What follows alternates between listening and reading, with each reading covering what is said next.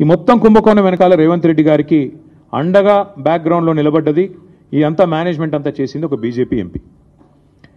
ఆ BJP MP గారికి ఈయన కూడా కొంత అనుచితమైన లబ్ధి చేకూరుస్తున్నారు రాష్ట్ర ప్రభుత్వం ద్వారా. ఎందుకంటే ఇక క్విడ్ ప్రోకో కదా, నేను ఇది చేస్తున్నాను నాకు అది చేయాలి, అది జరుగుతూ ఉంది ఇప్పుడు. ఇక ఇప్పటికిప్పుడు నేను దొంగ చేతికి తాళాలు ఇవ్వను, ఎంపీ గారి పేరు కూడా నేను బయట పెడతాను, నెక్స్ట్ ఎపిసోడ్లో బయట పెడతాను.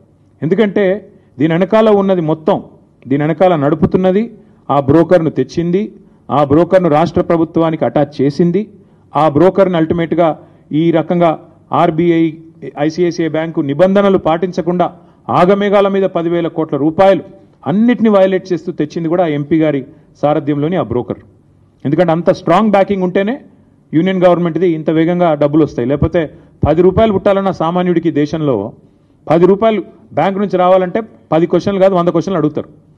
ఒక లోను శాంక్షన్ కావాలంటే హోమ్ లోన్ మీ అందరికీ తెలుసు, అందరికీ ఉండే ఉంటాయి ఇక్కడ లోన్లు. హోమ్ లోన్ శాంక్షన్ కావాలంటే ఎన్ని పేపర్లు దస్తఖత్ పెట్టాలి? అట్లాంటిది 10,000 కోట్లు నీది కాని భూమికి కూడా ఇచ్చినవాడు నేరస్తుడా కాదా?